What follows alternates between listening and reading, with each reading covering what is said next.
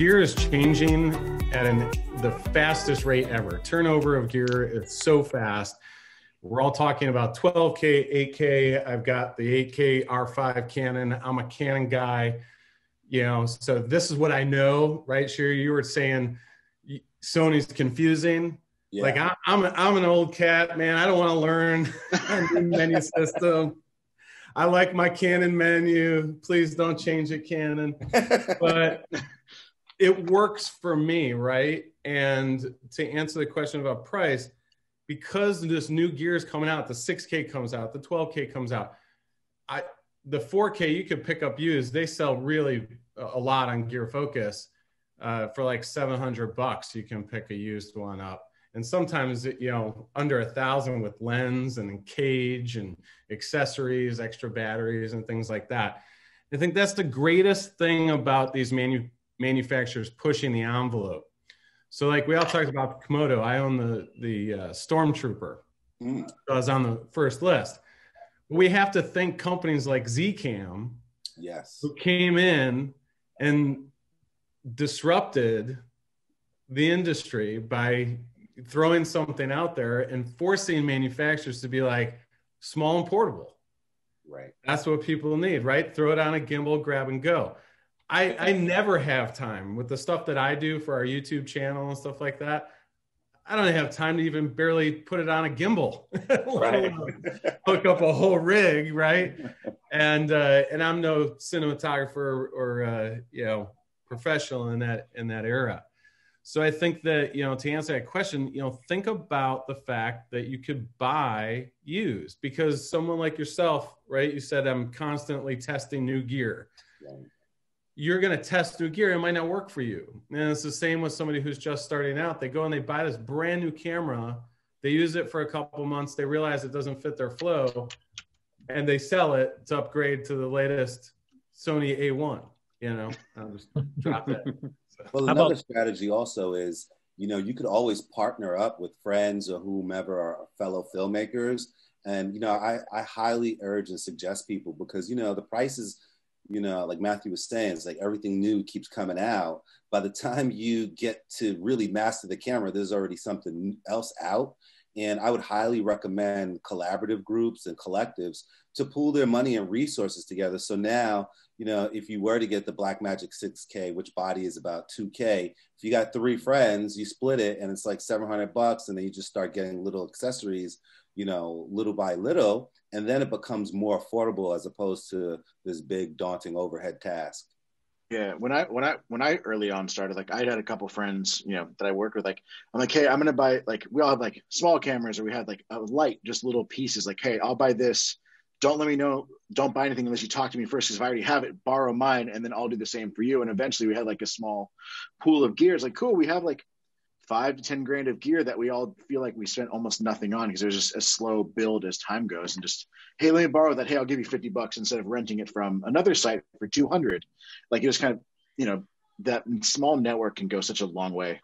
Sure. Yeah, I would say on the note too of, you know, buying gear and the latest and greatest thing always coming out right around the corner, goes back to the iPhone analogy, you know, new one every 6 months. But it's always good to look at the reputation of the company as far as updates and how they're keeping the camera competitive. Because like I have the Panasonic S1. I love that camera. It's a full frame sensor. And any day now they're going to upgrade it to 5.9K RAW. And, you know, they're taking a 2-year-old camera and making it competitive with cameras that are $4,000 today. So I want to add a few more things about when you buy a camera. I think it's important to look at what you want to use it for, also physically, and also your workflow. And I mean physically, like if you want to put on a Steadicam, some cameras are terrible. Like a Canon C300 might be a great documentary camera, but it's terrible on a Steadicam because it's got one screw and it just moves around.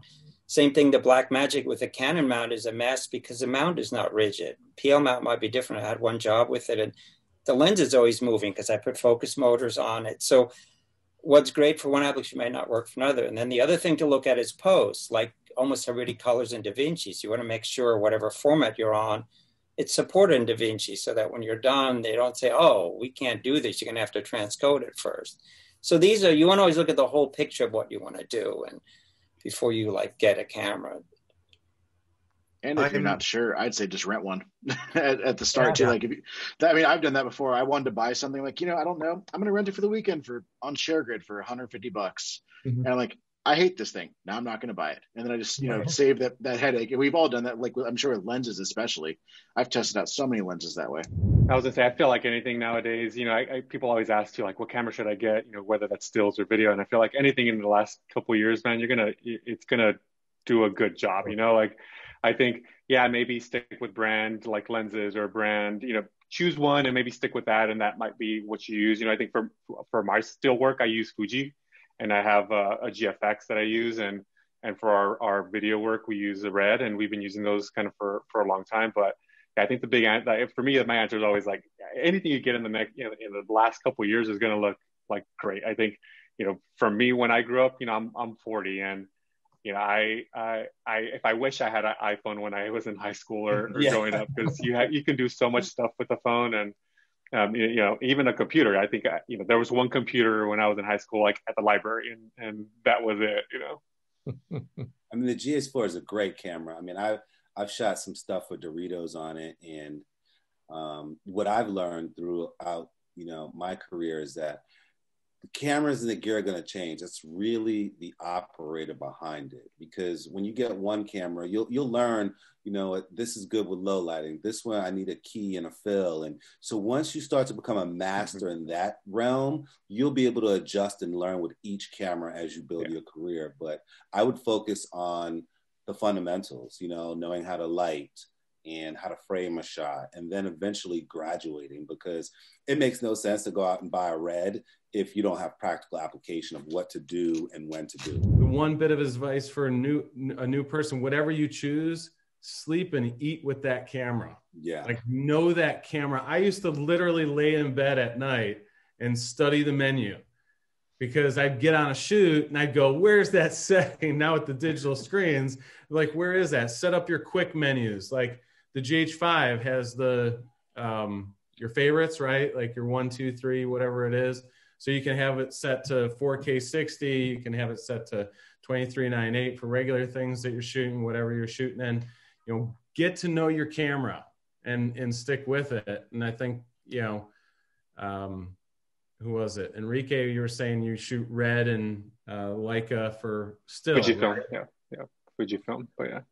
But then it's like, why change? Yeah, you might need to use something else and play around with something else, but like, learn something and learn it really well and know that ecosystem. Sony works for a lot of people. Sony's a great camera. The A7 III is still the top selling used camera on Gear Focus.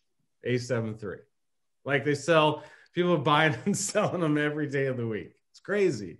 Well, Sony's really great for multi-purpose, right? So if you're shooting video and stills, it's like, you don't want to have two different cameras, it's like, yeah. But it all depends, really. I mean, once again, it always boils down to what you're using it for and how you're going to use it. You might be looking at Shoots.video and thinking, so how does this all work? Is this about A, setting up the whole crew for me?